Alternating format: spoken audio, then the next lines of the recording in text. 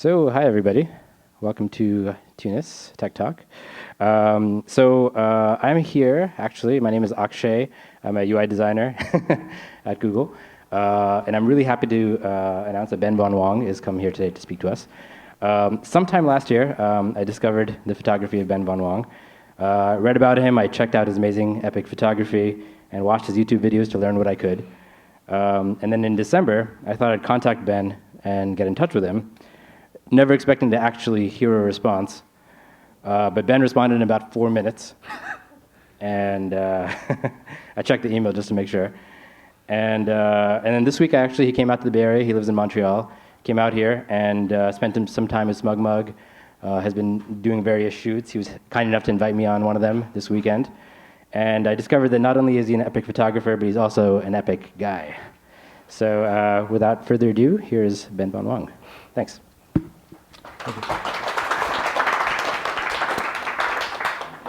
Good afternoon, everybody. Thank you guys all for taking time out of your busy day to be here.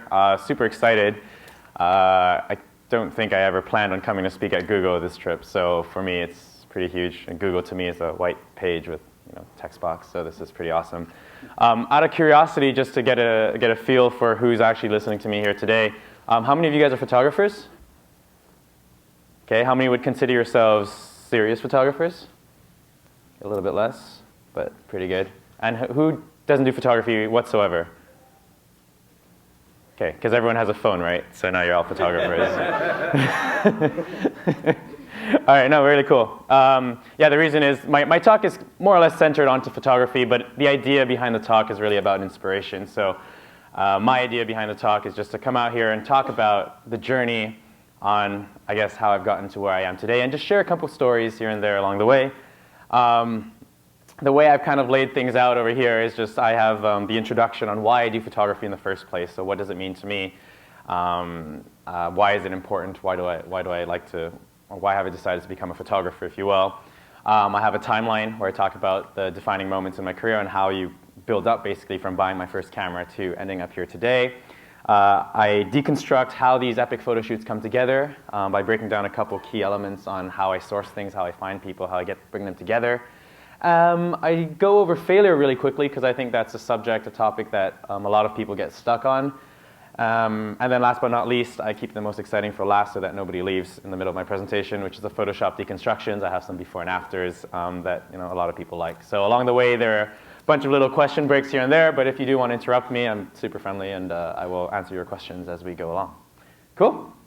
So today, we're going to start talking a little bit about photography and why it is something that is really important to me. And the reason I want to kind of bring up that initial subject is because I think that people along the way, as you do photography, the more you do it, you kind of forget why you picked it up in the first place. People get a little bit distracted with the business side of things, about earning money.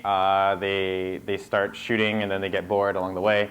And for me, photography is a whole bunch of things that incidentally are related to but aren't entirely what makes what it is. So that sentence doesn't make any sense. It's fine. I'll move forward. One of the reasons why I like photography is the ability to create things that are epic. I like to bring stories to life. I think growing up as a kid, I've always wanted, I've always read books, fantasies, and every kid wants to be a knight in shining armor, riding on a horse, whatever. And suddenly I'm in this situation where I'm able to take these visions that I had as a kid and bring them to life. I'm able to find people, connect with them, and make something that really shouldn't exist in reality and just kind of bring it into the present, which is really, really amazing. A shoot like this comes together completely randomly. I was actually just, on Facebook going through my messages, and some dude from a medieval store hits me up and says, "Hey, I've seen your work. I'd love to work on something together. You should come by our store and check it out." And I said, "Sure, why not?" Went in, played dress up for a couple hours, and before we knew it, we just started talking about the possibility of doing something together. We had these amazing costumes, and they said, we have about a 2-week window where we can do something. We have all the stock in from the new collection. Would you like to do something together? And I said, well, I'm going to head off to Europe really soon. It didn't look that feasible, but it was too cool of a project to pass through. So we had 2 weeks, and before I left the store that day, we had already locked down a location. It was this medieval village. And all I had to do was find people to wear suits of armor. So I went on Facebook, hit up, and said, who wants to dress up as medieval soldiers on a weekend? And I ended up with about 50 people. And we ended up in this really surreal situation where we had these guys just watching these beautiful sketches I had made. And this huge number of people actually ended up showing up, over 50 people within the space of 2 weeks, just to come and dress up and have a great time. This was in Montreal, and it was right at spring, so we had this crazy weather. We had everything from hail to rain to sun. It made no sense, but even though this was a project that was purely creative, there was no money, there was nothing involved, all these people still got out. And I think it's because you almost bring back a certain sense of nostalgia to people where they can relive something that they would never have the chance to live otherwise. And this is really, 50 people in the middle of this in the middle of this barn with fire, with all these props, and it's absolutely crazy. Another reason why I love photography is the ability to create things that are different. This was a shot that I did for a metal band by the name of The Agonist, and they reached out to me. Once again, they only had a two-week deadline, and they needed to come out with shots where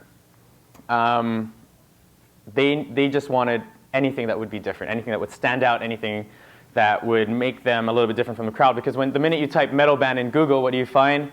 Well, you find this, a group of people with their arms crossed against a solid black background looking badass. And that's not fun. Everyone does the same thing. So when they said, we want something different, we just started brainstorming what could we come up with. And they said a fight scene would be fun. So we said, why not? And then we had to find a location. So I said, loading dock perhaps, loading dock of my studio. And then we needed props. So props, in my case, we had a minimal budget. So we went to a dumpster, and we just collected a bunch of crap and just brought it all into decorated this loading dock and did our photo shoot. Took about one entire day. But at the end of the day, we came out with an image that really was conceivably one of the most iconic images that they've ever had.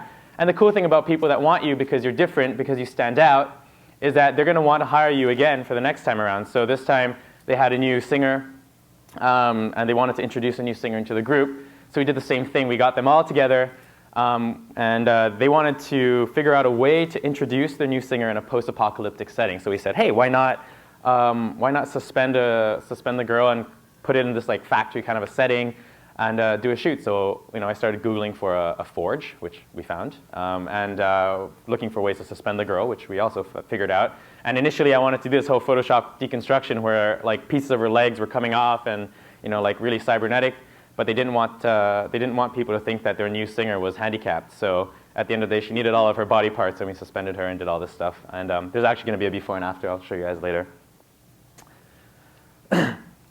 Other reasons what I love photography is the adventures that it brings, the places that it brings you that are completely unexpected. This was a shot that I took in Belgium for a retoucher by the name of Chester Van Bommel, and I met Chester on the internet because I was looking at a photographer whose work I quite enjoyed. Her name is Fiona Art, and I noticed on the bottom there was a tiny little line that said retouched by Chester Van Bommel, and I'm like, hey, this guy's pretty cool. He's got some great stuff. So I hit him up and I said, hey, we should work together.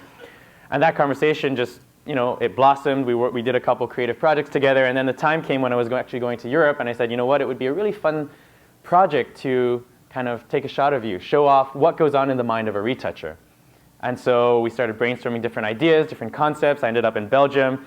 I wanted to find a place that was so grandiose that people would automatically assume is photoshopped, but wasn't. So so I found an urban explorer who brought us to this place, which is, I think, an abandoned stock exchange. And I did everything my parents told me not to do, so that's meet up with a stranger at 5 o'clock in the morning in a random parking lot for the first time, and then go into a manhole off on the street in the middle of another foreign country.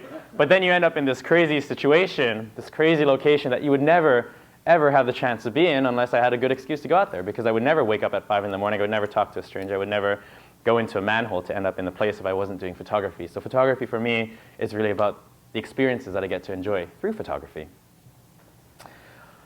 Other things that I love about photography are the technical challenges that it brings. This was a shoot that I did in a swimming pool, and I wanted to come up with a different idea with one of my body painters, and we came up with the idea of suspending a camera with a crane over a swimming pool with some black lights going over, because it hadn't been done before. So we ended up with this crazy set, this whole group of people with our super high-tech secure setting here, as you can see, roped together, MacGyvered together.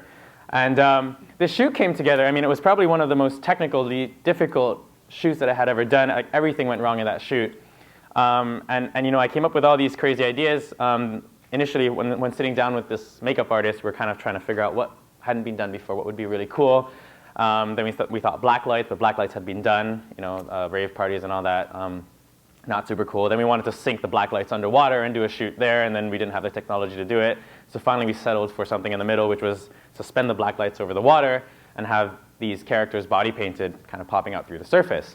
And I had this whole storyline planned out. These are my beautiful sketches, which is why I'm a photographer, not an artist, of dropping a girl in the middle of like a bed sheet. We thought it looked like a flower. It could symbolize like birth, and that didn't work out. The girl almost drowned.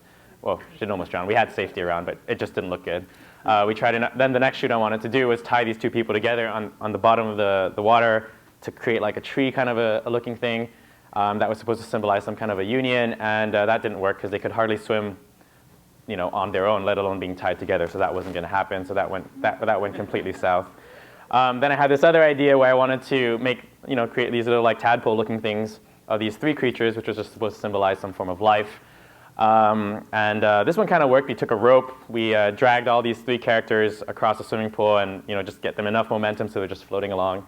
And it worked, but it didn't look very good. Then I had the first breath of life, which was these three characters coming out of the water, which is the one you just saw. And then I had death, which was supposed to be the three of them lying one on top of another, which looked remarkably like life, but just not as good. So at the end of the day, I had these elaborate concepts. We spent about 10 hours shooting the entire thing. A whole bunch of things went wrong, but I got one good shot out of it. And I suppose the morale of the story is, I tried something, I pushed hard to try and achieve it, failed a bunch of things along the way, but now I know where my limitations lie on what I can achieve and what I can't achieve and which parts to push and which parts to grow. And I really enjoy those technical challenges, because if it were easy, it wouldn't be worth doing. Other things I love about photography are the inspirational people that I get to meet along the way. I think photography opens up windows, and it's an avenue of communication that everybody has access to. It doesn't matter if you're rich, you're poor, everyone can look at a photo and understand it and appreciate it. And this has opened up countless doors for me, just because I can just reach out to people and say, hey, I do photography, I really like what you do, let's work on something together. And that's kind of my way to connect with people. So this is a shot of the underwater realm, and the underwater realm is a group of independent filmmakers. Dave Reynolds, the guy sitting on the director's chair underwater, actually decided to make a series of short films underwater, and that's something that hadn't been done before. So they kickstarted, I think, $150,000, and that guy is like 26 years old.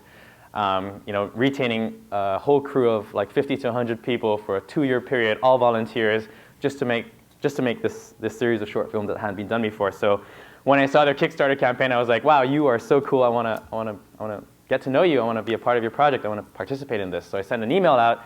Surprisingly, they replied and they said, we'd love to work with you, but you're in Montreal and we're in London. And at the time, I still had an engineering job, so it just didn't seem very feasible. But the connection had been made, and that was great. Fast forward 8 months down the line, I was looking for inspirational people across Europe to shoot, and I reached out to them again, and I said, hey, would you like to be part of my project? And this time around, it just ended up working. So I ended up, in the middle of the swimming pool, working with these guys who for me, are super inspirational. And I think those interactions are so priceless and so impossible to have otherwise. Like who goes through these great lengths? They had this videographer who shoots for the BBC.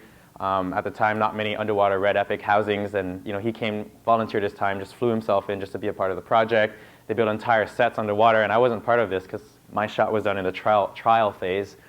But to see this come together and to know that I actually played a part in all of this is absolutely phenomenal. And it wouldn't have been possible without photography. And last but not least, the reason why I love photography is the ability to inspire people, the ability to connect with people of all levels. This was a shoot that I did, and it was done in Florida. We made all the pieces of the costumes, we made the angel wings and all that. And how it came together was I put up a photo of me breathing fire, and this girl who was a Facebook friend tagged one of her friends in it, and she left a comment and said, oh my gosh, I'm never going to be as good as this guy. And I left a comment and I said, oh, try putting your camera to this in this setting. And then she was like, oh my gosh, he replied. And then she sent me like this huge Facebook message just telling me that she'd love for me to check out her portfolio, that she was a video student, that she was also a makeup artist.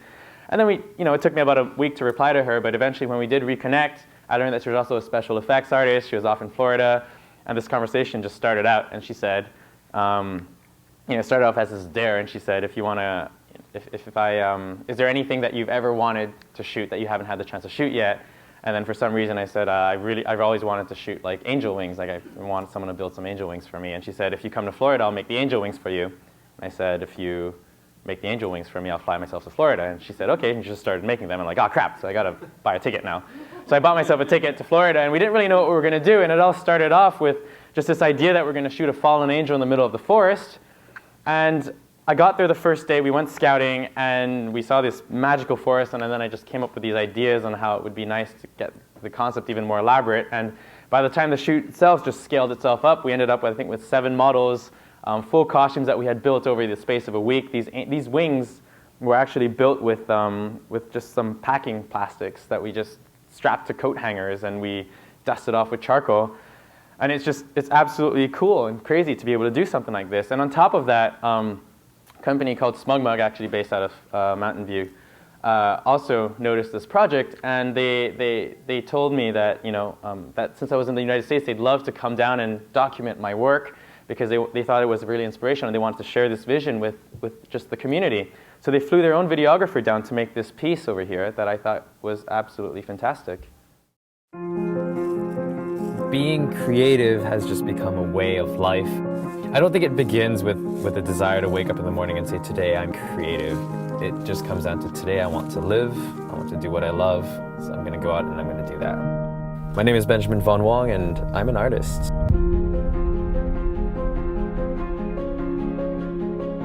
I like to think of my photography as something epic, something larger than life. It takes a vision and it exaggerates it so that you can't tell the difference between what's real and what's fake.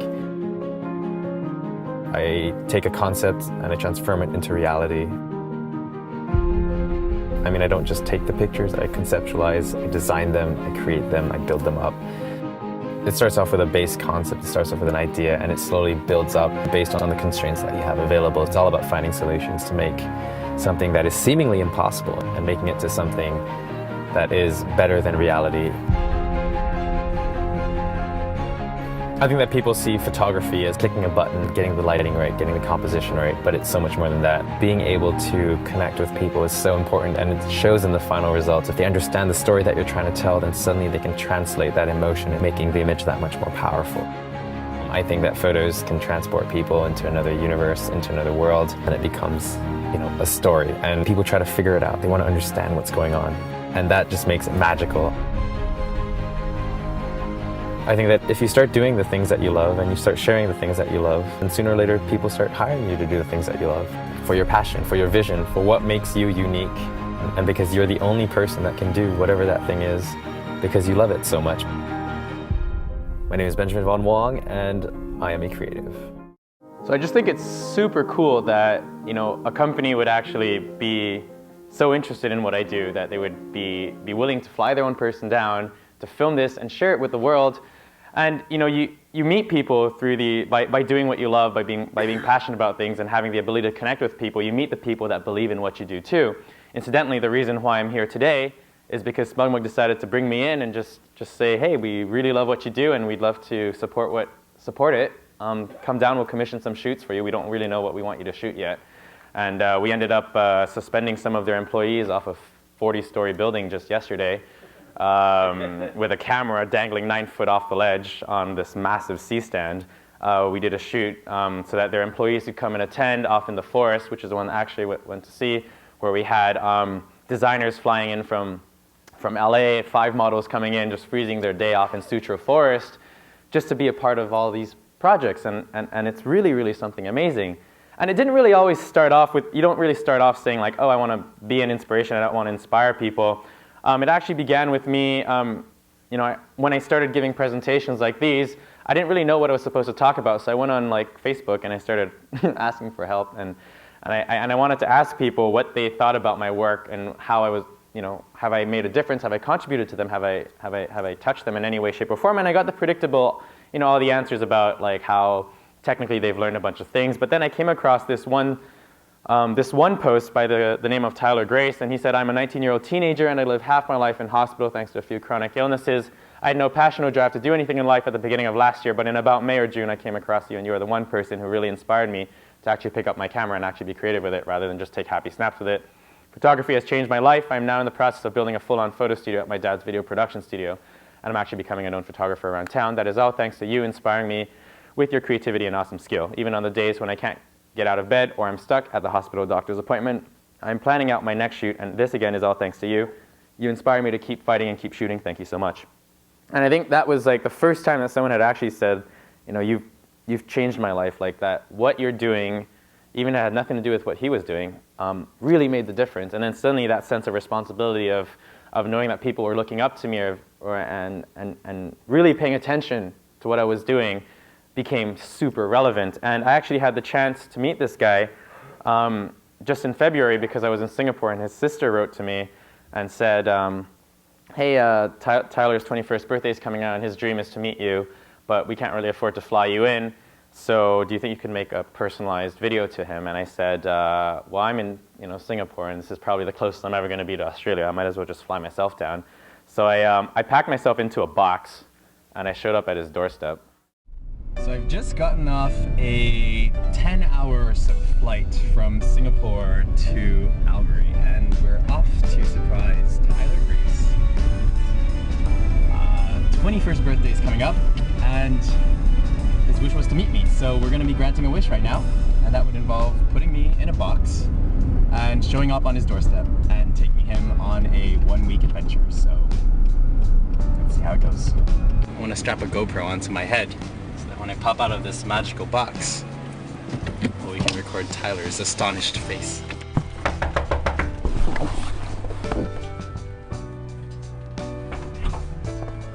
Hi! Happy birthday!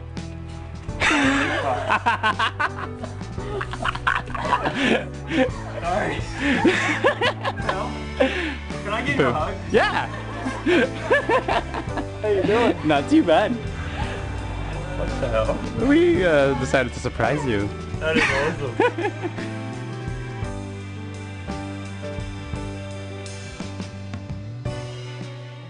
It was at the point where basically, what I do right now is I travel and I go on these adventures and I meet people. I'm this social media content creator where I'm empowered by the people that I inspire through talks, through conferences. It actually finances my trips to go to the next place, to keep shooting, to keep doing things. And I realized that I could do exactly what I normally do.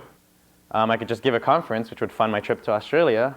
But in the process, I could just drag along this fan of mine for an adventure. And he's got fibromyalgia, super sick, bedridden guy. And I didn't know this at the time, but he's probably one of my hugest fans. He's read like every single one of my Facebook posts, blog posts, everything. He knew everything about my life. It was crazy. And instead of just showing up at his place, I decided to just drag him out on an adventure. So we did a photo shoot with him. I took pictures of him and his sister, like dragging through the mud. He's from Australia. He's never seen a wild kangaroo, so we saw a wild kangaroo. He'd never been to rodeo. We brought him to rodeo. He'd never been on a canoe since he was 7, and we went to that. We didn't do that. I put together a photo shoot so that he could actually attend it and see what that was like. So, it was exactly what I normally did, and I did the behind the scenes and everything. But this time around, it actually really, really made an impact on this one individual, and I thought that was a fascinating story. So, it's been a very, very fun process, this whole evolution of photography. So, what I'm trying to say at the end of the day is that, photography is not just clicking the button for me. It's not about framing a shot and clicking it. That process just happens to be incidental because it is the vehicle for which I can do all the things that I love to do. And I think that's the same for everybody who picks up camera. They don't pick it up because they want to press that button. They pick it up because they want to showcase an emotion. They want to transport people to a place. They want to capture beauty in some way, shape, or form. They want to show something that doesn't exist. They want to create something new. So photography has reasons. There's a reason why you love photography and why it's special to you. And I think it's always important to remember what those reasons are. Questions?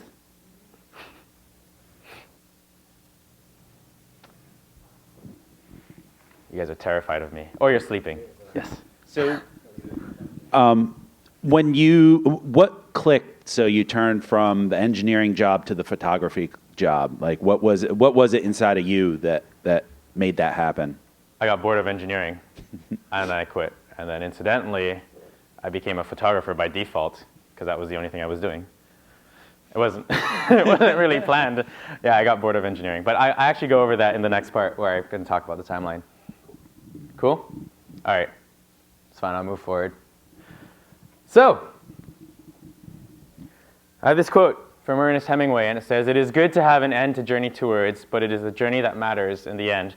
And I think it's just a really important quote, because at the end of the day, I think something that I realized along the way is that you spend a lot more time trying to get to somewhere than you do when actually spending time there. And it's kind of funny, because you set these really lofty goals, and then suddenly you reach them, and then you need to set something else because there's nothing else to do about it because you've already achieved it, and it gets really boring. And if anything, in my case, I found it disappointing once I've achieved it, because I'm like, that's it, I've gotten there already, then just try to keep aiming higher. So I think it's always really important to realize what you've achieved up to now, where it's brought you, and it just makes life a lot more interesting along the way if you can just, reach these points. To give you guys a quick example, I think 2 days ago, I had a day off, and I spontaneously decided to hop in the car and drive to the Apple campus, where we incidentally got kicked out because it was a Sunday, and we snuck in when the door was open.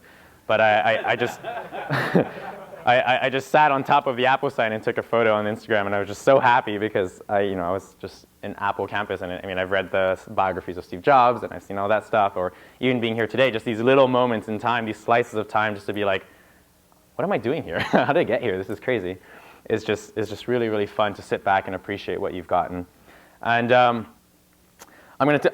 keeping that in mind, I'm going to talk to you about the process on how, this Von Wong moniker actually, came to be. Like, how did I become this character? By the way, for those of you who are wondering, Von Wong is not my real name. It doesn't exist. Von is German. Von means from. So when I was inventing a name, or actually, the first thing you do when you start looking for your own website is you put your own name into Google. And the first name that came up was Benjamin Wong, which is my real name, was another photographer that did weddings off in Toronto. I was like, hell no, that's not going to work. So I decided to invent something that would be a little bit more exciting and marketable. And then from, in German, from the family of Wong just seemed kind of catchy and cute. It actually sounded really corny at the time, but now it sounds pretty cool. I got people calling me Mr. Von, which is hilarious. But anyway, so the birth of Von Wong, and it didn't all start off like, I don't have one of those crazy, awesome stories that, people got a camera at the age of 3 by their grandfather, and their eyes lit up when they saw the first frame happen. My story is a little bit more mundane. I was working at a mine in Winnemucca, Nevada in 2007, and around this time frame, you can see like the nice little timestamp on the bottom, this girl breaks up with me, and I decide that, if I don't find something to do to keep myself busy in this small town of 10,000 people with 2 Chinese people, I'm going to go absolutely crazy. So I decided that, why not go out there and take pictures of the stars? The stars were pretty. So I went to Walmart, bought a point and shoot, tried to take pictures of stars. It wasn't good enough. I returned it, bought the bigger camera, the more expensive one. And it was also not good enough, so I returned that. And I had to drive to the next city over to go buy a DSLR. And I remember going in there, and I just didn't even know what to do with it. I just kind of said, how do you turn it on? Because you had to look in the viewfinder. So the guy said, what do you want? I said, just get me any camera that's about $800. And he kidded me with a Pentax K100D. And I took that, went to Starbucks, sat down, read the manual, and then by that evening I just drove out, slept in the car, and I took my first photo of the stars, which you can see this fantastic masterpiece over here. Entirely grainy, nothing spectacular, but I was really, really happy I had my photograph of stars. And this is the first photo that I ever successfully took, and probably one of the last. I haven't really taken pictures of stars since. But by that point, I had a camera, and it became my travel companion. I brought it around everywhere, and I became that really annoying Asian guy with a camera that brings it to everything. So every party, every event, every time I was out on the streets, I had this camera. I joined every single photo club that I could. And then I made a new girlfriend who was also a photographer, and that whole thing just started building up. And as the way things go, the more you shoot, eventually you start meeting people. And one of my friends was actually an event photographer, and he couldn't make it to an event anymore. They had dropped the rates a little bit, and he said, hey, I can't make it to this event. They don't pay that well. It's like about $200 for 5 hours. There'll be pretty girls and free alcohol. Do you want to help me cover it? And I said, sure, no problem. So I went and I shot this first event, and I remember I rented a monopod so that my camera would look bigger and more professional. And I did my first shoot. And this was the first time that I had actually gotten paid to do photography, and it really like clicked something in my mind, which was the first time that I'd actually gotten paid to do something that I enjoyed to do. Now, usually you pay money to do things that you like to do, but this time I was getting paid to have a good time, to go drink and take pictures and do all this stuff and meet people, and it was absolutely fantastic. So I used that as an excuse to buy a whole bunch of gear. So thankfully I was an engineer, so buying gear wasn't a problem. Went out there, bought some more gear, started shooting, and I was shooting like 3-4 times a week, and I shot everything. It didn't really matter. I just brought my camera out. I was shooting bands, I was shooting events, I was shooting protests, I was just getting myself into all sorts of weird situations, and photography was just that companion of mine. And it didn't just stop at events, it also extended. You do just a little bit of everything. So in my case, I shot a little bit of portraits, I shot some engagement things, I tried my hand at levitation, even a little bit of Photoshop. You can see the fantastic smoky effect over there on the left. It's just all part of that process of just growing. But I was getting out there and I was shooting, and then invariably when you start shooting enough, you start getting a little bit better, you start shooting bigger events, things start going really well, you fall into weddings because everyone ends up shooting weddings at one point in their time in their photo career. And the photos were actually getting quite decent, and business was going really, really well. But then what happened was I got into another breakup. So breakups are these fantastic events in my life where you question every single thing that happens to you, and you wonder why you're in these weird situations. And then in my case, I came to the realization that I had 2 jobs at the time. I had engineering and I had photography. And that wasn't what I had originally set out to do. I had engineering as a job, and photography was supposed to be the fun thing.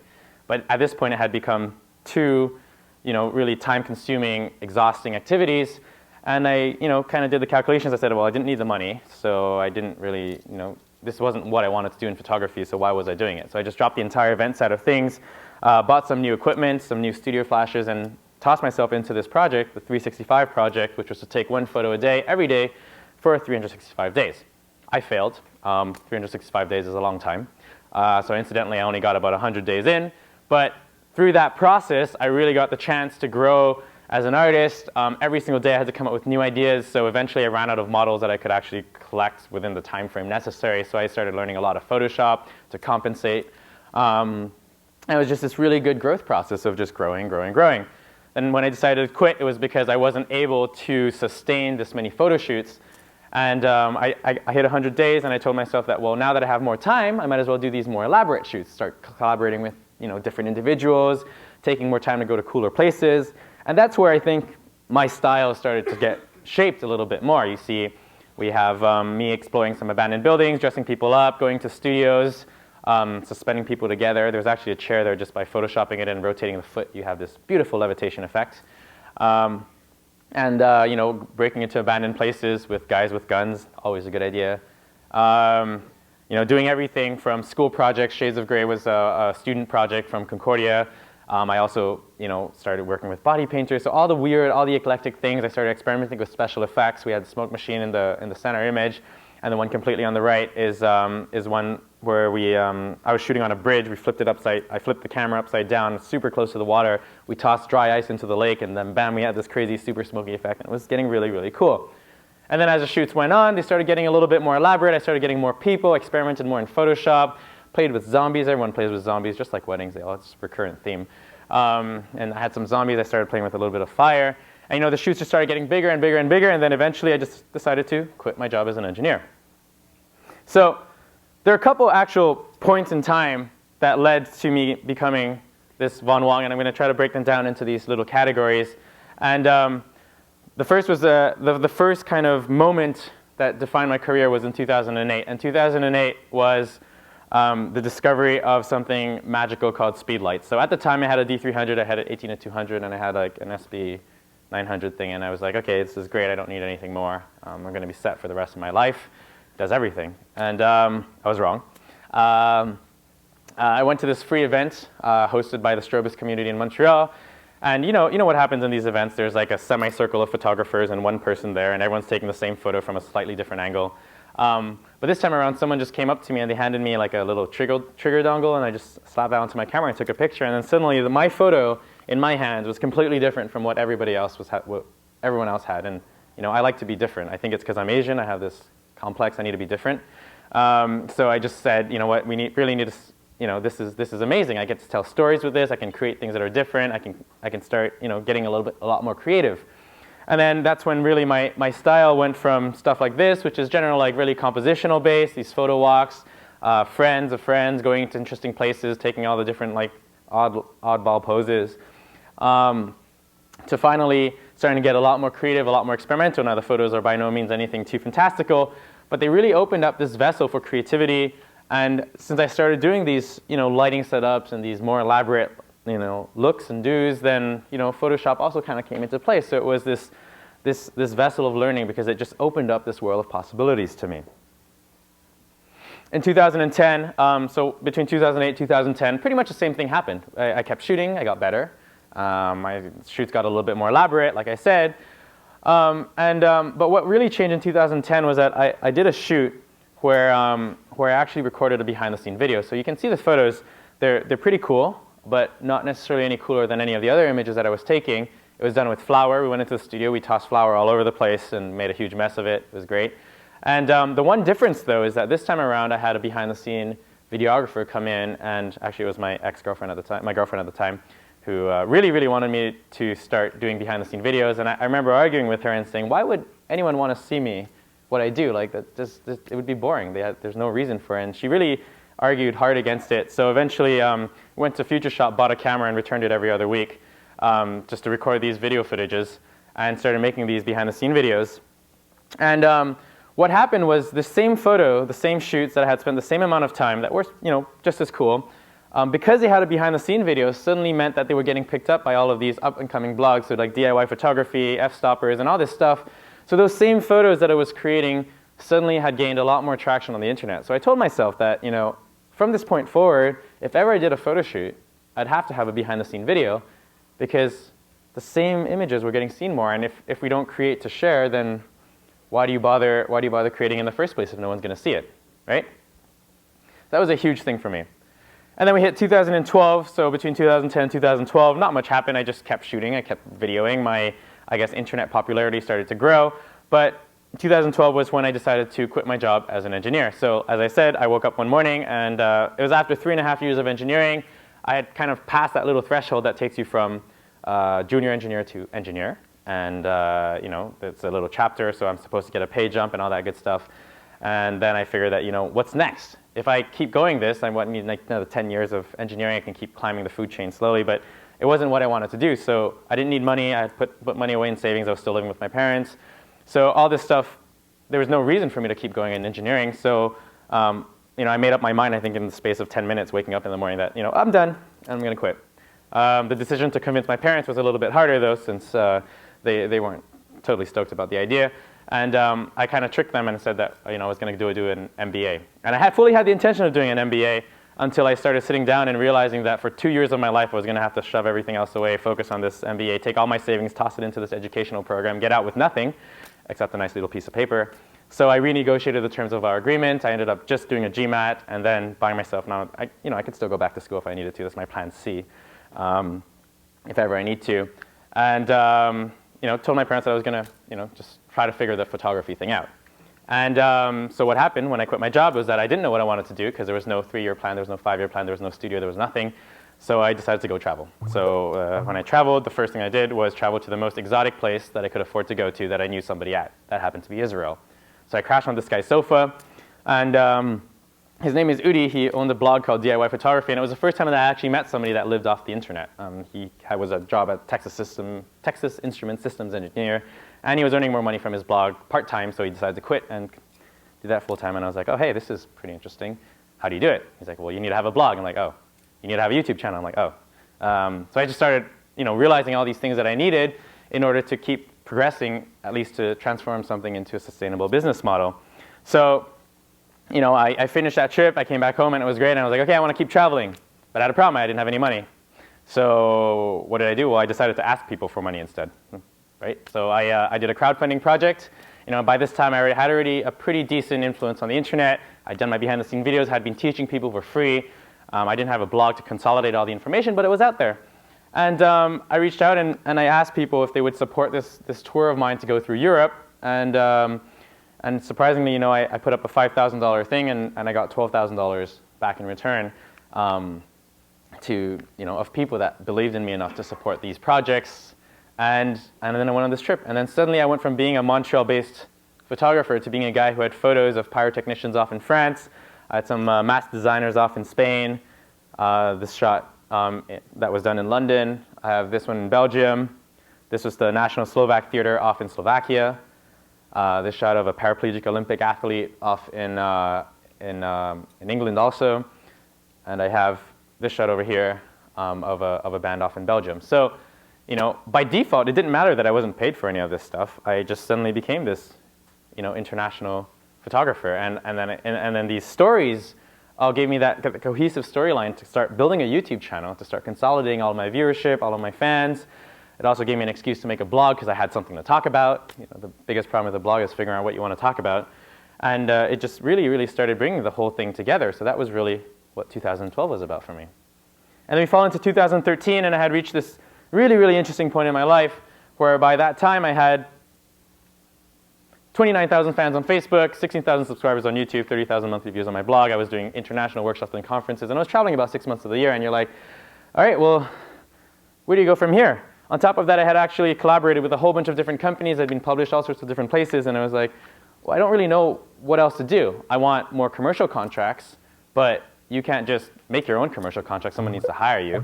And in my case, I didn't want to start bending who I was to start attracting these clients. And I was stuck in this rut of not really knowing where I wanted to go from that point forward. And it just so happens that because I was, you know, I was just waiting for something to happen, I guess. This girl by the name of Nicole writes an email to my agent out of nowhere. Basically, is this 50-year-old lady who is diagnosed with a terminal illness, and she had never done a photo shoot in her life. And she really wanted to do a creative photo shoot that would represent who she was, so that, you know, at her funeral she would have a photo that she had chosen, that she had designed to showcase who she was. So, you know, my agent forwarded me this email, and I saw it, and I said, hey, yeah, let's do this. So I gave her a call that same day. She wasn't even expecting a response, and it was absolutely crazy for her. And we took her on an adventure. We took her out to do photos. We got bookshelves. We went to the Salvation Army, got bookshelves, books, typewriters. We found a tree. Took her location scouting. We found hair, makeup, the whole 9 yards, organized within a 2-week period, and took for her some like crazy images that she just never really had the chance to have before. And what was absolutely crazy about this experience is that, you know, my photos up to now had really just been about doing these cool adventures that I would share with people. But they had never really touched someone before. Like, the photos themselves had never really mattered to an individual. So for me to have images that really meant something to somebody was really, really, really, really crazy for me. And that really got me thinking, and I told myself, you know what, I really need to do more projects like this. This stuff is fantastic. But you can't really wait for someone to send you a message saying that they're terminally ill and they need photos. So I decided to reach out to like the Make-A-Wish Foundation. I tried Make-A-Wish USA. I tried Make-A-Wish Canada. Reached out to them, told them what I did, and that, you know, I'd love to get involved. And we talked. It went great, and nothing happened. So, you know, that, and I just ended up in this situation where, you know, my mind frame was set on doing more projects like this. I didn't know how they were going to come about, but I was kind of working towards it. And that's where the idea of going to visit Tyler off in Australia came forth. And additionally, there's this project that actually just landed on my doorstep of this little girl.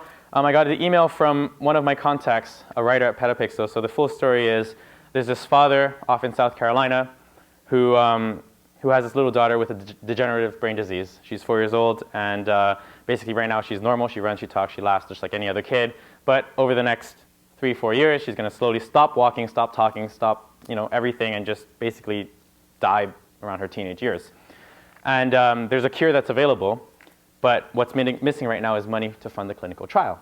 And he had Googled online how to make a viral video, because at that point they had raised $43,000 on their GoFundMe campaign after 9 months, and they didn't really know what to do, and they had 3 months left to raise, you know, the next, $950,000.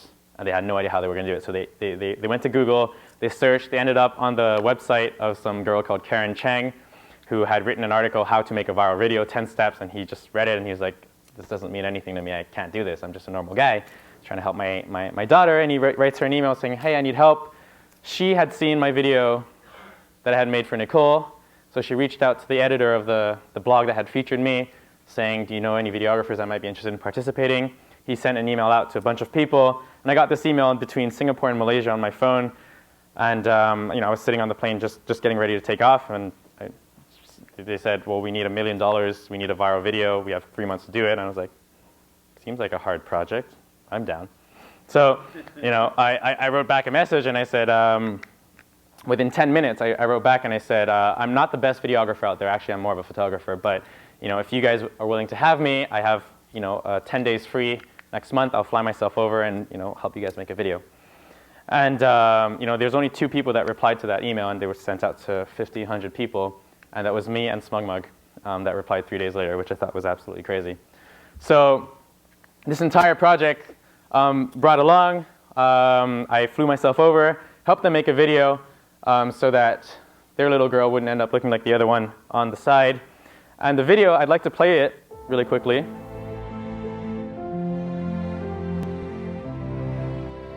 Kara always wanted a daughter. We had a couple miscarriages, and then finally we get very lucky and have Eliza. I would describe Eliza as a very affectionate child. Happy, very active, and a little girl that kind of keeps you on your toes. It was just great for 2.5, 3 years. I would say we have the perfect, just the perfect life.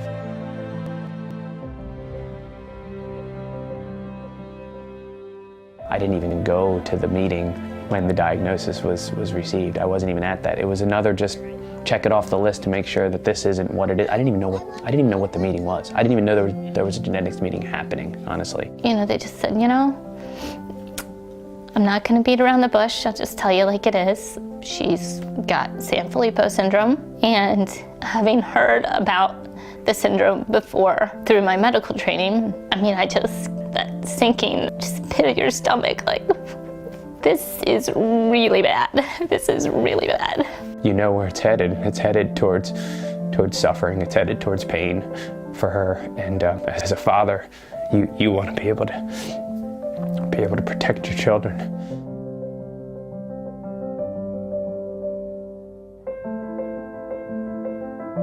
If the money doesn't come in time, she'll stop speaking within the next 6 months. She will stop walking within the next 2 years. Stop being able to feed herself within the next 3 to 4 years. She will develop seizures and movement disorders, experience a lot of pain and suffering, and then she'll die.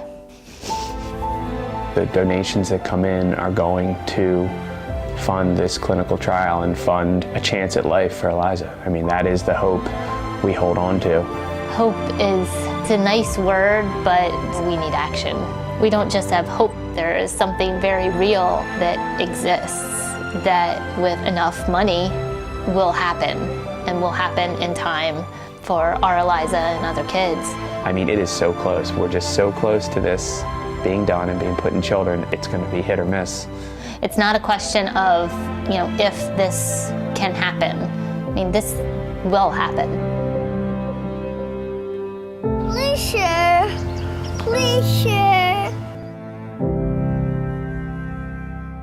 So coming up with a video that was able to explain this really complicated syndrome within a 3-minute period to hold the attention of the internet was a huge challenge. And actually putting together this interview was really, really stressful, because you're there listening to these interviews over and over of the 2 parents just talking about how hard it was for them to learn this news over and over, and knowing that the results of these videos were directly going to impact the life of this child wasn't really something I had considered at the time. I just thought it was going to be a cool challenge. And then I realized after that I was literally like the one hope that this video represented, the one hope they had of actually successfully or unsuccessfully funding the entire project.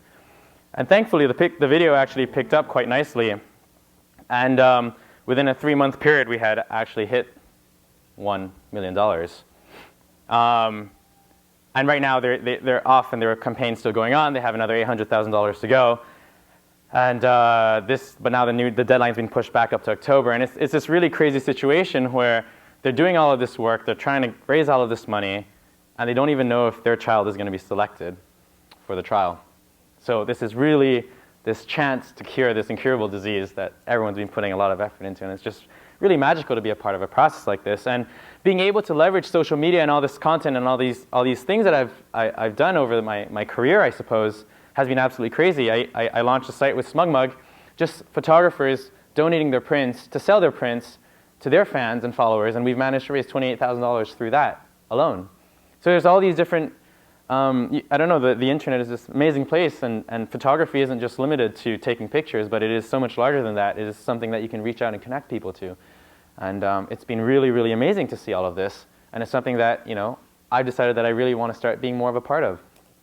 So if we were to break down the different phases in photography in my career, we have 2008, which was about learning. We have 2010, which was about sharing. 2012, which was about dreaming.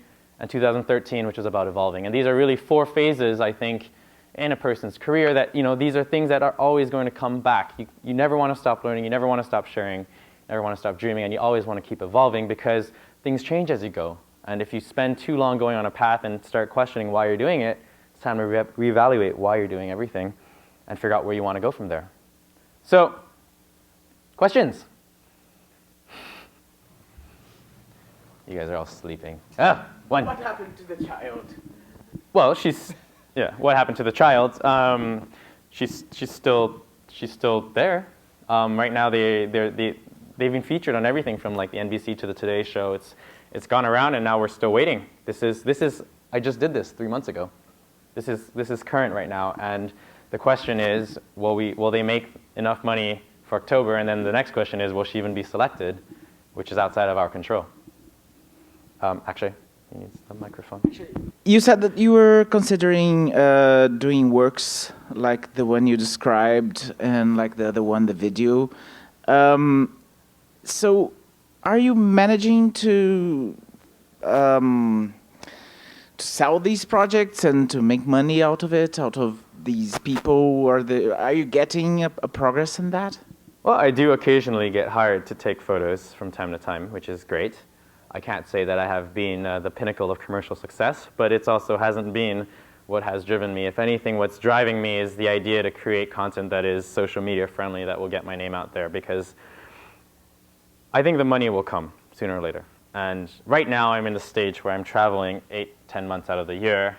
I'm meeting people all over the place. I'm doing things that nobody's ever done before. I mean, I just did a shoot in a shipwreck in Bali, 25 to 30 meters underwater, that no one would hire me to do right now, but I can do it, and I did it, and it's gone out, and it's gotten a lot of attention, and all these things, all these projects that I'm building will build up eventually to a commercial career, but once I get there, and I have a house, and I have a car, and I have a studio, I can't be crazy anymore, I can't go around.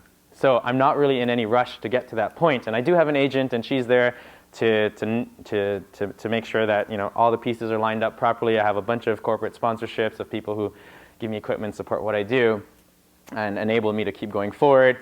So, you know, all the pieces are in place. When the commercial gigs come in, I do them, and they're fine, but it's not the focus right now. Right now, my focus has really been creating things, doing things that I love, getting out there, and making awesome stuff. So one thing I've picked up through everything you said is that pretty much everything you've done is with the involvement, with the help, with the input of other people. And in particular, it sounds like a lot of that has been from social media. Like social media is the be-all, the end-all, the end unto itself, that kind of thing. I'm wondering if that's a fair assessment. If I'm picking up things correctly from you, if you started out basically establishing your online presence and it just kind of went from there, or if there's been more to it than that, if there's been a little bit more of traditional outreach, so to speak. I think growing up as a kid, I've always been somewhat of an attention whore. So, yeah, do I keep talking? Yeah. Oh, okay. Yeah, so growing up, I've always been somewhat of an attention whore, and then I've never been really great at anything. I've done a whole bunch of things. I've played violin, I've done martial arts, I've done dancing, I've done everything. But I've never been great at anything. I've never been really good at anything. And then suddenly, with photography, I started being half decent at something that I could then share with people, that I would get some great feedback from, and I could interact with people. So I think social media, like without social media, if we're still on film, I probably wouldn't take pictures. I don't have the patience to go in a dark room and lock myself in a hole and come up with pictures that a couple people are going to see. So I wouldn't be able to do the projects that I do. I wouldn't be able to travel the way I travel. I wouldn't be able to meet the people I would meet. So yeah, I think that's definitely a fair assessment to say that internet's changed the world. It shaped my world. In the movies, we have a director and we have a DP. You don't. You're directing and doing photography. How do you manage such a large crew and actors? Many times those actors or models are not professional, so that even more demanding to work with and to try to get your vision out of. I think the answer to that question is, there's not really any good answer to it. The answer is I just do it. At the end of the day, I don't have a team. I source my team. A freelancer is whenever it's needed. So the idea being that if you need someone, you just reach out to them. And of course, I think my greatest strength as an individual is not my ability to take pictures, but my ability to connect with people. I'm a really good people person. I'm sociable. I'm happy. I'm energetic. I animate. I bring people together, and I make them believe that they can do anything. And then together we do stuff. But you know, I'm just the guy pressing the button. If I couldn't bring these people together, I wouldn't have anything to work with. And incidentally, yes, I take pictures, technically speaking, putting lights up, all that stuff. That's kind of secondary. But my projects, my productions, bringing these elements together, there's so much pre-production that comes into it. I don't know, I guess it's the excitement that just carries through that vision, the idea, or sharing with people and telling them that anything is possible, that they can do it, is a huge part of what I do. So I don't really know how to answer your question. How do you do it? You just do it. So apparently from your photos, it seems like there's a lot of technical aspects associated with them to be able to fully realize the creativity that is in your head. How much of the engineering background that you had actually carried through into the photography world, or did you have to basically start from scratch? You know, I think every single experience in your life is a byproduct, you know, that it contributes to whatever you happen to do. So the fact that I traveled a lot when I was younger, I've been to 13 different schools, 3 different countries, 3 different languages, means I can connect to people very well. The fact that I did 15 years of martial arts means that I understand movement, I'm able to capture it, I know what the peaks are, I know how to communicate with an athlete, so I can connect it. And the fact that I had a training as an engineer means I have critical problem-solving analytical approach to things. But that's how I choose to sell myself, because I mean I can just bullshit all day long about what skills and how they've contributed to my background. Engineering as engineering, I don't know. I just downloaded AutoCAD the other day to design this rig that we're going to be hanging off the building, which was great. I was so happy to learn that something I did at school was actually useful now. But I can't really say that it's something that's directly contributed, but there are definitely benefits. Just like everything that you've learned, all the experiences in your life contribute to the final success. I don't think you need to be an engineer to be a photographer, but it sure can't hurt. But I'm sure an astrophysician would have just as much to gain from it. You know. So now, I guess the question from now is, how does it all come together? How do you take all of these pieces and everything? How do they all come together? How do they fall into place? How do I make these big productions? I've talked about how I build up to it, but how do these all come together? And I think that it's all a question about breaking it down into smaller parts. You have these stories that are really elaborate, that are really large scale, but at the end of the day, if you break them down, they're just like any other photo shoot. You have a location, you have a model, you have your props, you have the stylist, you have your talent, and all these little pieces of the puzzle working together that you've brought together so that there's a story to tell. And if you break these down into little parts, then they suddenly become a lot more manageable, because each one takes a certain amount of work to figure out. And you figure out there's no huge magical formula to figuring out all of these things. At the end of the day, really, the solution is hard work. So I just have a couple stories on how each one of these individual elements were found. So location, for example, this was a shoot that I did in a shipwreck on the surface of the water in Vancouver. And basically what had happened was I was going to fly over to Vancouver and do a workshop, but the workshop organizer was so crappy that I flew in 8 days before the shoot. We didn't have a place to shoot yet, but he had sold tickets. And I was like, what are we going to do? He's like, oh, we'll just find a studio. And I said, I don't shoot in studios. You can't do a workshop of me in the studio. We need to find a really cool place. So obviously he wasn't going to be very helpful, and I just started hunting online. I just went and stalked profiles from other photographers that were based out of Vancouver that did crazier things. So I reached out to a couple of my friends that knew people, and someone referred me to this guy called Pete Jones, and I was browsing his albums, and I saw this shipwreck, and I was like, this is where we need to shoot. How do we shoot there? So I wrote him a message, presented my case, that I was teaching, really needed help, and a photographer, da-da-da. And he's like, I can give you the contact information for the guy, but just a word of warning, he's kind of crazy. I said, I don't care, I want to shoot there. So he gives me this number, I call up the guy, and I tell him I want to shoot, and he comes up with this whole conspiracy theory on why it's not okay to shoot there because the government is chasing after his land and some illegal things and whatnot, they'll shut him down. And then he kept talking, and he started rambling about what the difference between a Chinese person was, a Korean person, a Japanese person. That conversation lasted about an hour, didn't go anywhere. But I didn't hang up the phone, I just kept listening to him, and then eventually he said, well, I can't let you shoot there, but do you want to come visit? And I said, yes, that's exactly what I was waiting for. So 8 o'clock the next morning, we drove down, or actually 6 o'clock in the morning, we drove down to meet him at 8 o'clock and say, great, can we see the place? So he took us for a little tour, all the while saying we couldn't shoot there, and showed us how amazing the place was, this and that, this and that. And then at the end, we said, well, why can't we shoot there? And he shows us this sign by the Agricultural Land Commission and says, look at this thing, they put a notice up, they won't let us shoot. I'm reading the sign, and it doesn't really say anything about film or photo permits. So there's a number at the end. We call them up and say, hey, we're at this guy's property. Are we allowed to do a shoot on the boat? And they said, oh, yeah, actually, the reason why that sign is up there is because he's declared that these lands are being used for farming purposes, and he's got broken ships on his property instead of farming, so it was just an excuse for a tax break and all this stuff. And I'm like, okay, so there's no problem for shooting there, right? He's like, no, it's no problem. I said, do you think you can write me an email, officially stating that we have permission to shoot there? He's like, yeah, no problem. So he sent us an email, go back to the dude and say, okay, we have this piece of paper, can we shoot there? And he says, nope, you can't. I'm like, why? Because the city is not okay with it. You have to go to the city hall, get permission from them. I don't want any trouble with the city. I'm like, okay.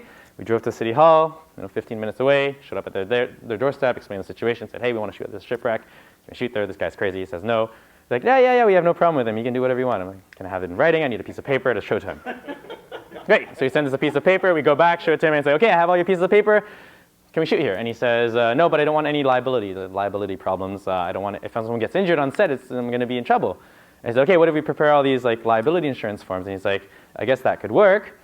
And we went in, got all the liability. We just printed some samples off Google, these waiver forms, and just signed all these papers. And we had to fax them to him because he didn't have email. So we faxed all these papers to him, called him up, and said, okay, can we shoot here? And he said, well, I guess I don't have a choice anymore. There's not really anything. So this took about 2 days to sort through. And then, Wednesday, so 3 days before the shoot was going to happen, I end up, with permission, finally to shoot at the shipwreck. And I just bring this, and these photos of this amazing shipwreck, and I hit up a clothing design store, and I said, hey, we have access to this amazing shipwreck for a weekend. I'm going to be shooting. I'm going to be teaching. Would you lend us some clothing? Right? And then that's where we found a designer. Same thing. We have these amazing costumes. We have this amazing location. Do you want to model for us? And then within 1 week, we built the entire shoot. So was it easy? No, it was a pain in the butt. It's a lot easier sometimes just to trespass and sneak in there, but this time I was teaching it. It needed to be official stuff, but that's how it came to be. Right? So nothing easy, hard work gets you there sometimes. It's a lot easier, sometimes it's a lot harder. Models, how do you find models? And models, there's everything. Facebook, your friends, you can guilt them into modeling for you. Your Model Mayhem, you have all these different resources online to find models. And I think the one thing that people tend to overlook a little bit is communities. If you can think of if there's a group of people that you're interested in shooting, there's probably a community around it, whether they dress up as medieval characters, whether they dress up as anime characters, whether they dress up, When I first started out photography and I wanted to do things that were creative, I went to the fetish community because they will do anything and they have all the costumes of all these different styles and they love the attention. So you ask any fetish model whether a model for you, they'll just be like, what do you want me to wear? And they'll just show up there with these completely crazy things. So if you find a community, if there's something you like, there'll be a community for it. If you find one, you find them all. Just like you find one photographer, you find them all. It's just really easy equation. And some people get really complicated about shoots. And sometimes I like to do things that are a little bit out of the box. And this shoot over here, for example, every year, once a year in Montreal, there's something called a Victorian picnic. And what it is just a group of people that dress up as Victorian costumes show up at this picnic, and they just have a picnic. And incidentally, when all cool people with cool costumes show up at a picnic, well, photographers show up. I think there's usually more photographers than picnic people. But at the end of the day, what I did differently from everybody else was I reached out and said, hey, do you guys think it would be okay if I brought my mobile studio and just bring some big lights and everything and go crazy? So instead of having the semicircle photographers around the one single model, I wanted to do something a little bit more elaborate. I said, sure, no problem, just make sure you ask for permission. So I said, great. So I went there, got there about an hour earlier with a group of my assistants, walked around, made friends with people. I think I was dressing up in a corset at some point, twirling around, just making friends, spotting all the people that I thought would be interesting to shoot. Because these people didn't actually know each other, but they were all dressed in a similar fashion. I just started keeping an eye out on all these different individuals that were interesting. And after a while that people had actually seen me there, they knew that I was non-threatening, I suppose. I decided to just bring all these lights out and just set up this huge studio just in the middle of wherever we happened to be. And then we just sourced all these people together, and then suddenly I had this crazy set that required zero preparation. I just showed up there and thought a little bit differently. And because I had all the big fancy lights, people were really interested in what I was doing. So the first one was a little bit harder, and then the rest just kind of fell into place. Props and accessories, how do you come across those? And really, it's just about the same thing as models, except that on top of that, you might have different stores, like prop stores, centric stores. And I think at the end of the day, you have to think about what do you have to offer them, right? Why would they be interested in lending you things? That's if you want it for free. If you want to pay for it, then it's usually quite easy. In my case, I don't like to pay for things because I never end up keeping them, but I like to have really cool props all of the time. So, I'm sure you guys have all wanted to shoot with, a leopard or jaguar. I've really I always wanted to shoot with these animals, but getting a trained jaguar just costs thousands and thousands of dollars. So then I thought to myself, well, why don't we actually just take a dead one, taxidermy, right? So Adobe was flying down to do a documentary on me, and they said that I could shoot whatever I want, and then they would document it. So I said I better make it exciting. So this was off in Toronto. There was a place called the Scarborough Bluffs, and I wanted to do a photo shoot. So I started looking around, reaching out to my fan base, saying, hey, do you guys have any contacts in the taxidermy industry? And one guy just came up and said, hey, I do. I'm like, oh, great. He had worked with them in the past. He gave me their contact information. I could have Googled them. They're actually the biggest taxidermy company in Canada. And wrote them an email. They didn't really reply. Wrote another time, didn't reply.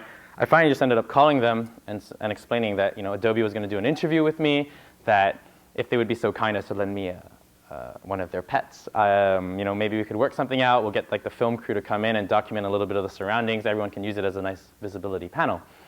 And they agreed. They said as long as you have $50,000 of prop insurance, because apparently one of these things has a value of about $30,000 or $40,000, then we're more than welcome to come and use it. And so we did. We ended up renting a truck so that we could fit this dinky thing in. It's huge. And we were 6 people carrying a piece of plywood, carrying a jaguar down the beach to the exact place that we needed it. So how do you find super props? Find the places that sell them. Find the place that retail them. If you can't afford to buy it, give them something that they can use in return. And talent, the fun thing about talent, and by talent I mean hair, makeup, all that other stuff, body painters. I think the key thing is that these artists are also just as driven by great work as you are. And the reason they would want to work with you is because you can represent their work in the best way possible. And the thing is, if you start doing the things that you love and you start creating content that you are passionate about, that other people like to look at, then you're going to attract the people that like what you do too. So it all works really, really nicely together. Very recently, I did this photo shoot with this body painter. This was actually done in LA just, I think, 2 weeks ago? Anyways, it was like 10 days ago. This guy's name is Michael Rossner, and I had seen his work pass online on one of those viral, like BuzzFeed type of websites, and I saw it, and I was just blown away by how amazingly detailed and intricate his body painting work was. And I really wanted to meet up with him a year and a half ago when I came to LA the first time, and it just didn't happen. I had added him on Facebook, reached out to him, shown him my work. And this time around when we came to LA, I said, I'm working with you. This is the one project that I really want to do. I helped fund the designers to make the costumes for the shoot, specifically designed to create something with an underwater feel to it, and got it all together. But the only reason these people wanted to work with me in the first place is because I do things that gravitate towards what they want to do. You have to always think about what do you have to offer in return. In my case, my selling point to this guy, who arguably is just as successful as myself in the UV world, if not more, I had to come up with a product, like a pitch, to get him interested. And my pitch was that I had these brand new fancy lights from Broncolor that they were going to be lending me that could output UV. So I had UV flashes, which meant that nobody else could get these really, really crisp, clean, ultraviolet imagery, because usually it outputs so little light. And it worked, right? And it worked only because This entire time, these last 3 years, my portfolio that's been building has all been about these extravagant, cool things that are focused on new technology, new gizmos that would potentially bring in more work for him, which is what he's interested in. So you have all of this stuff, location models, props, and talents. How do you actually coordinate all that? How do you get people together? How do you bring them together to want to work with you? And I have a couple tips that I thought have been really interesting. The first is to make things into group projects, not your projects.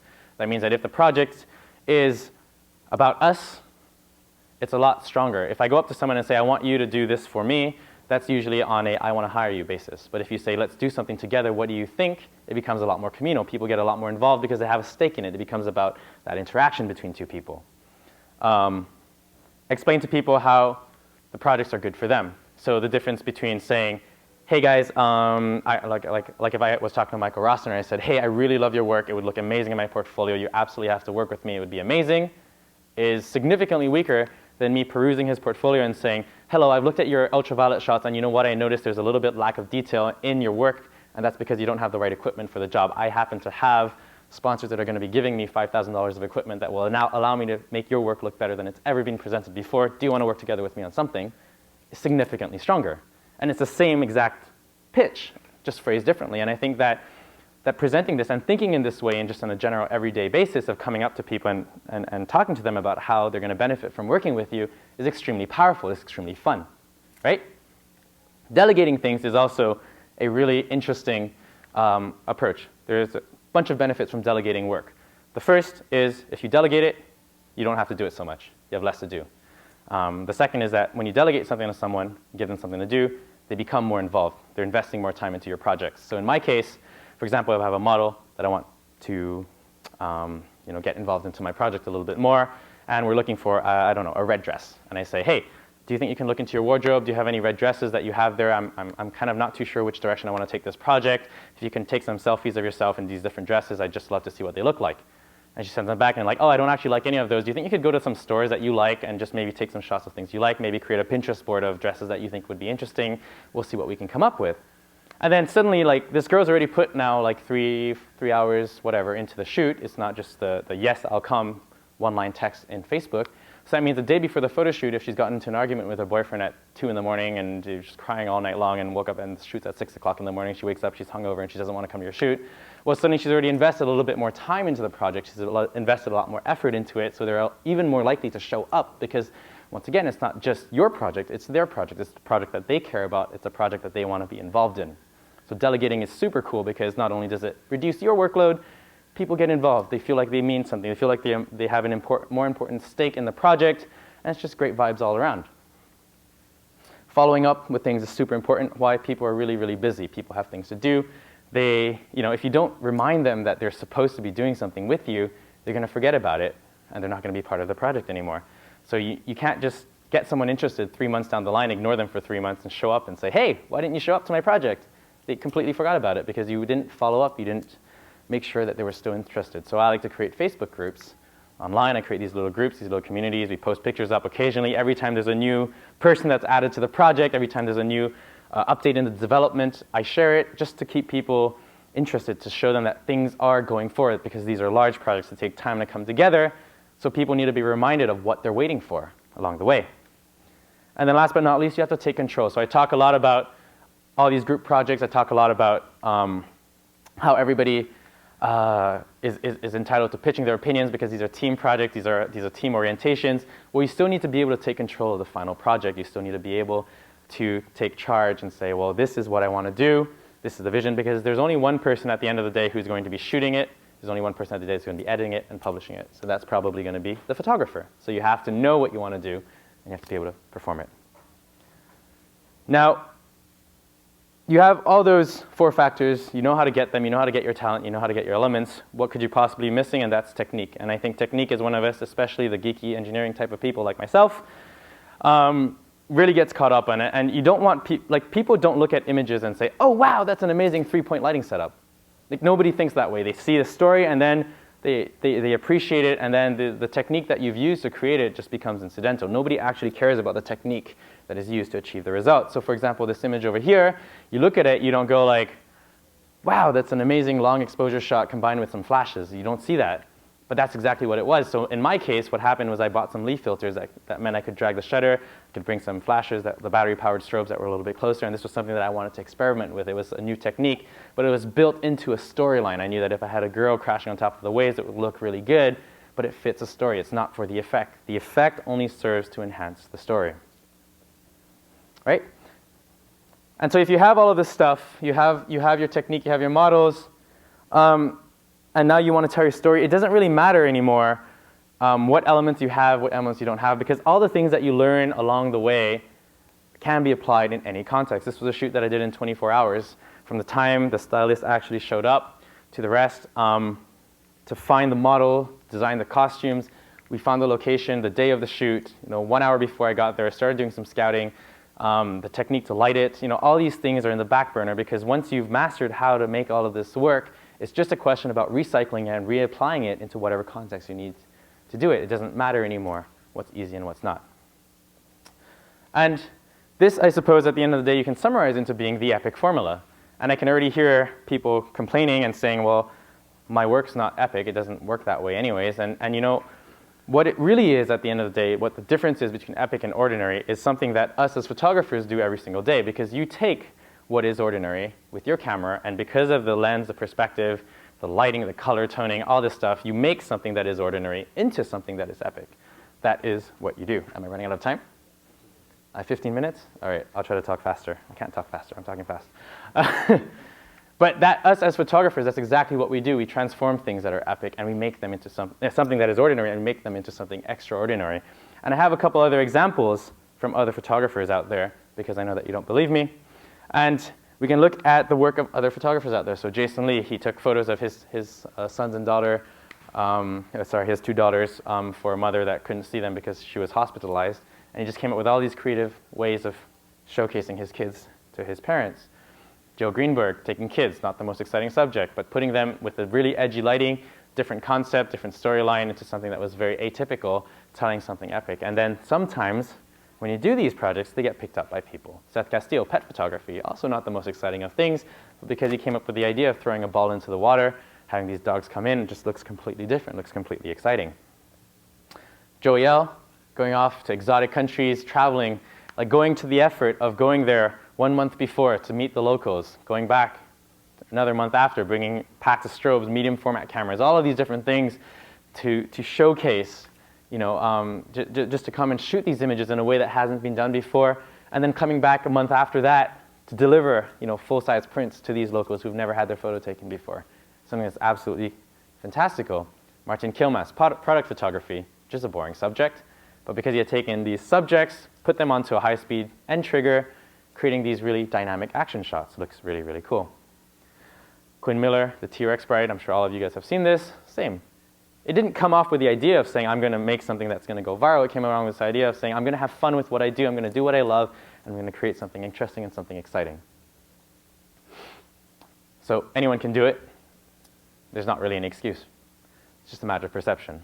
No, we don't have time for questions. So I'll talk about failure really quickly. And failure, I think, is one of those subjects that's really important, because it's something that a lot of people have to go through, or everyone has to go through it, really. Because I have this quote over here that I think is really interesting, is "I failed my way to success" by Thomas Edison. And really, I really believe that that's just how it works. You can't wake up and succeed at everything. That's just not how the world works. I went to a conference off in January, and one of the presenters there said this quote that I thought was really amazing. And he said, "The definition of success is to suck less." So if every day you suck less and less and less, eventually you're going to be successful, right?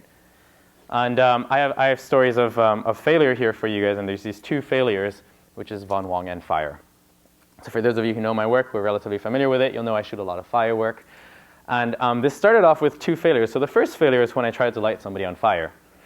So the idea came because we had the F-Stoppers competition, and I told myself that, even if I couldn't win, at least I'd do something so outrageous that people would remember it. That was to light someone on fire. And I know what you guys are all thinking, that I roasted the guy alive and that was the end of that. But no, what actually happened was that this guy wouldn't burn. It didn't really matter what we did. I don't know if it was because we were shooting in December, because we were just stupid. We were shooting in December. It was super windy that day. The fuel wasn't right. Something just wasn't right. And almost all of the fire that you see is pretty much Photoshopped. Like, he just wouldn't burn. It didn't really matter what we did. So it drove me crazy. It cost us $350. Turns out it's really expensive to light a person on fire. And Yeah, if ever you want to light someone on fire, you'll know. And $350 to light this guy on fire. So I complained to the pyrotechnician. I said, you know what, you're supposed to do it. It didn't work out. It's all your fault. He said, okay, why don't we do a shoot next week? I'll be the model. And this time we'll do like a stuntman on fire. Like I'll go on a motorcycle, light myself on fire, and you can have some epic pictures. And I said, great, that sounds even better. So moving on, that became failure number 2, because failure number 2, we had the exact same problem. Unfortunately, even though we went in a more sheltered place, it was probably a little bit colder because we're still in December in Canada. And we tried lighting this guy on fire. So the same thing. The entire body is supposed to be engulfed in flames, and this time he just would burn in little patches. It just wouldn't work out. It didn't really matter. So what did I do? Photoshop. So there's not really any way around it. At the end of the day, you gather all these people around to deliver a final result, and this was the closest that we could get. So the culmination of these 2 failures was unfortunately a lot of popularity. So these pictures, these videos, these behind-the-scenes videos started getting featured all over the place, and I think they were my most viral videos at the time. And I was like, why? Why would, out of all my photos that are so much nicer, why did these failures get featured? And the result of one of these videos at the end was this dude who left a comment. His name is Andre Das. He's a pyrotechnician off in France. And he said, your photos are awesome, but your firework kind of sucks. And I was like, you're amazing. You know what you're talking about. So I reached out to him and I said, I started stalking him. I saw his work, and it was some amazing fire stuff. And I asked him if he wanted to collaborate together. And he said, when you come to France, we'll talk.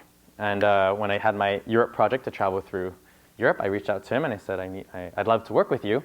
And we ended up doing that. And then that was the time where we really started working together. And that's where all my most iconic firework actually started to take place. This was when we finally managed to find the best combination of the guy who was able to perform the effect and me who was able to tell the story. And we've done everything from blending Tesla coils with fire to actually going to different countries and performing these different fire pieces all over the place, which was absolutely fantastical. No time for questions. So now the last part is Photoshop, and I think Photoshop is always a really, really interesting piece of the puzzle. It's something that everybody always wants to see, and they make a huge deal about it because they think that everything that I do is Photoshop, and they find that if they could just find out the secret between what I do, then they would be able to do the same. And I have some bad news, is that Photoshop is just a tool like any other. It's just one piece of the puzzle. It is the puzzle, the part of the puzzle where you take the photo, you bring it into the computer, and you finalize it. You make it look pretty. You hide the trick that made it work. And so I have a bunch of behind-the-scene images of before and afters. This was a shoot that I just talked to you guys about shooting an underwater shipwreck in Bali. And this is the before and after. So we start off with an image where if you guys shoot underwater, it desaturates everything, gets rid of all the color, so you end up with this really, really bland color palette, and you just clean it up, getting rid of different elements, distracting elements. You can transform an image from being something mediocre into something absolutely phenomenal. We have this same shot that I showed you guys of the underwater blacklights, of the guys floating on top of the water. And we start off with, once again, an image that you get as close to reality as possible. Here you can notice that even in the mouth, we took these pieces of cloth that we put onto their tongues to give them a little bit of definition. But we didn't actually manage to get it all right in the right places. But then just cleaning it out, you still go from the same image before to cleaning out to after. So you still start off with something really cool, and you make it better. National Slovak Theater, off in Slovakia. We have this image. The pose is interesting. Lighting is pretty dynamic. But unfortunately, you have one side that's way brighter than the other. The subjects are relatively dark, and the floor needs a little bit of cleaning. So what happens when you just clean all of these elements out? Then the photo goes from looking like something that is pretty cool, which looks like a photo, to something that suddenly becomes a little bit more like an illustration. On top of that, you can give the guy more biceps, which is always good. We take the same photo of the shipwreck that I did, and you'll notice, I don't know, you've already seen the after picture, but you'll notice like this one, the before, is a pretty picture, but there's still things that are really, really distracting. The red of the lantern immediately pops to your eye because it's so red. It's out of the color palette of the rest of the image, so it stands out, it looks crappy. Her hand is white, so we see the hand right away, we ignore the face. Why? Because it's white, it's in the center of the frame, it's attracting a lot of attention. There's hair, there's lines of water streaming the wrong direction across the hair. Why? Because I thought it would be a good idea to toss some water up, so I went the wrong direction. So at the end of the day, just getting rid of all of these details, oh, and making her butt smaller, are things that really make the shot go from looking pretty to looking almost like an illustration. But there's nothing really fancy about it. You start with an image that's as close to reality as possible and make it better. And then, of course, you have images like this one, which was shot at Disney Concert Hall in LA, where you're imposed the restrictions of the location. In this case, we weren't allowed to have tripods. So what we do, I had this guy, hefty dude, with a white shirt, and he was my human softbox. We put a flash inside of his t-shirt, and we have this light just streaming in from the side to light up my main subjects. Now, because we had a human softbox, well, we couldn't actually flag it off properly, so you can see that huge flare just bleeding into the side of the image doesn't actually work too well. But then, by cleaning this all up, by getting rid of all the distractions, by cleaning up that floor with all the different things, by enhancing the colors and the contrast, your same image, which you've gotten as close to as possible in camera, now looks even better. And you know, the part that I spent the most time on was just polishing the floor, which is the most boring thing ever. It's like actually cleaning a floor, except on a computer. It sucks, right? And then the thing that, but the thing that people always imagine when they think Photoshop is they think images like this, where you take, wow, look, this big banging effect. But the sad part is when you look at an image like this, you know it's Photoshopped right away, right? Because you know it's not possible. So the illusion is lost. And this was shot, it's super easy to do. It looks super impressive, super easy to do. No lighting, we were in an abandoned building, big top, no roof, coming in, light streaming in, having the guy jump off the ladder. Took 3 shots, one with a shirt, one with a t-shirt, one without a shirt. This was the one I retained. And we just toss all these objects up in different places and just kind of paste them into place. Simple compositing. There's nothing really fancy about it. It was a very, very simple edit. I think it took less than an hour to put together. And I think really at the end of the day, images are supposed to be enhanced. Like Photoshop is really that tool to enhance. You try really hard to get something close. This is me breathing fire, except that the magic is a little bit lost because you see the torch, you see the source of the flame, you see where it's coming from, which gets rid of the magic. The fire is also not big enough, and we like things nice and big and poofy. So just by taking that same transform tool, putting it in different places, you can come and you can make a shot that looks already good to start with into something that looks absolutely amazing. And it's not complicated. It's just about seeing the image and knowing what to get rid of. And then, of course, removing the mistakes, things that you do in the middle of your shoots, things that you can't get rid of, like your assistants shooting from behind the pillar, really big pain in the butt. You still have to be able to edit them. And you can enhance your image, you can make it better using these simple tools.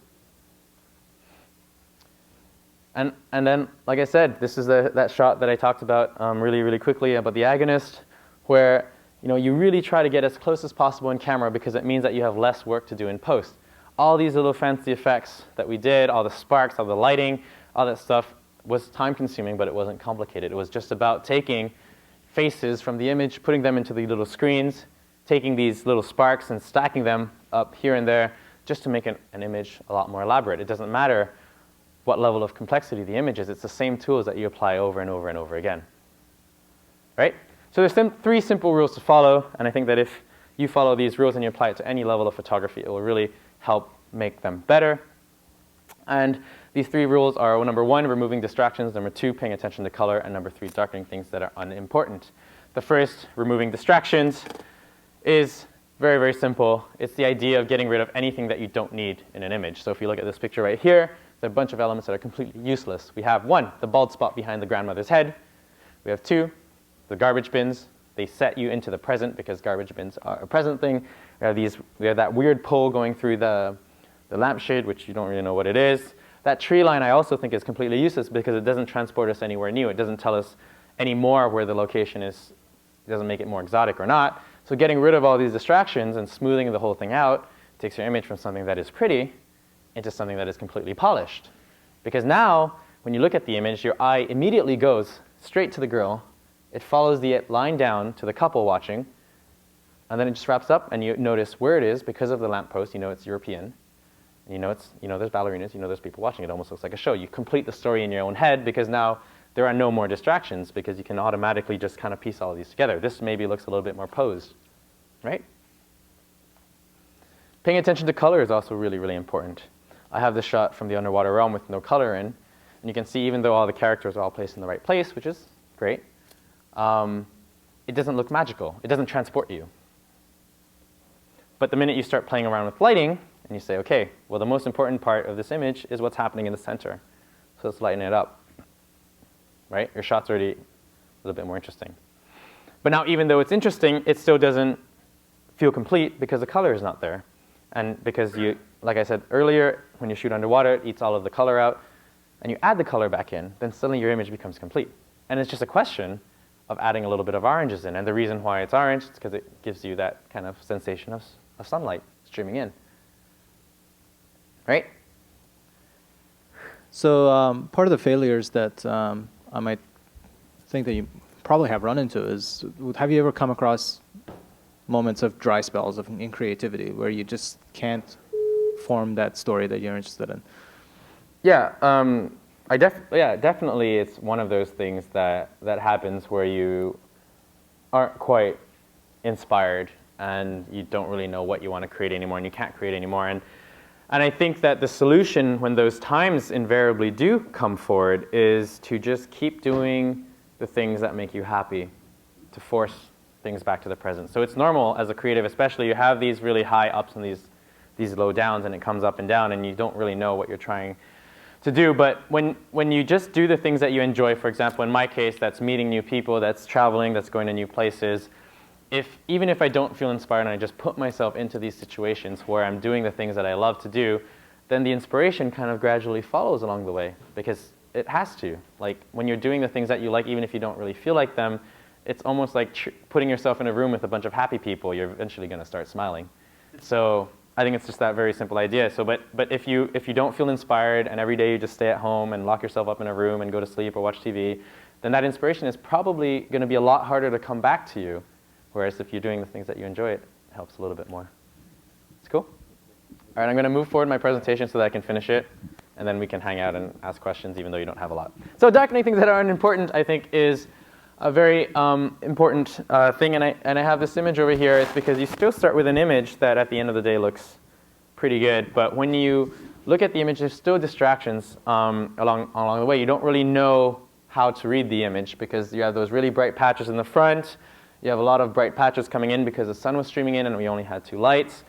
But when you darken things out and you just even out the lighting, then suddenly that story becomes a lot more apparent. You control the viewer experience by simply controlling the lighting.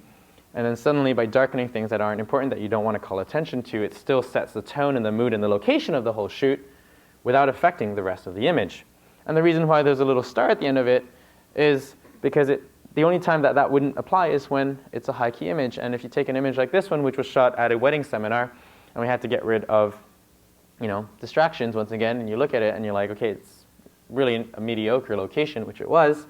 How do you make it better? Well, if you clean up all the areas and you make things brighter, that same image can go from looking very mundane into looking really, really clean, right? And even if you look at this image, well, I kind of screwed up because I forgot to brighten the reflection on the bottom, on the reflection of the tiles. But it still works. It still cleaned up the image because now there's nothing else to distract you. You just see front and center the main model because all the other stuff has been blown away.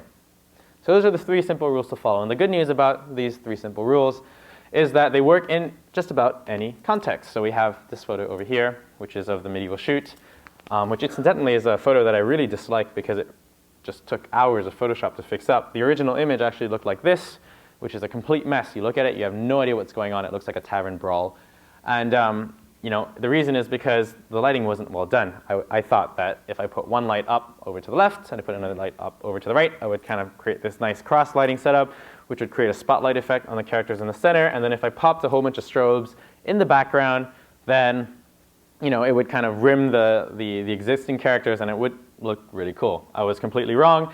But I had 50 people waiting after me to model and wondering why it was taking me so long to press my button on my camera while they were posing. So at the end of the day, I just had to take the shot. And I told myself, I'd fix it in post. And I originally knew that I was going to add these 2 jumping characters in. So this is kind of the shot that I started off with. You can see there's absolutely illegibly impossible to read. You have no idea what's going on. So in applying those same rules into this image, which was desaturating and darkening the things that are unimportant, you can already notice how big of a difference that makes just by getting rid of all those really bright spots that served no purpose. The image suddenly starts to stand out at the right place. We know that the center of the image is the most important part. The characters are the most important. We fill up all of the holes from a composition standpoint to make sure that all the characters are in the right place at the right time. And then you suddenly have this nice spiral that is framing the center of our image. From there we have light, contrast, and color. So what I was saying about making the center just a little bit brighter to draw a little bit more attention into the middle was going to be really, really critical to making the shot look a little bit better. And then I reached this point where I just didn't know what to do anymore because I was like, okay, well, I got pretty far. It's looking pretty good, but it still looks like a mess. I started to think about what I could do to make it at least stand out a little bit more. And I figure that, what do they do in video games? Well, all the characters are glowing, so why don't I just make them glow?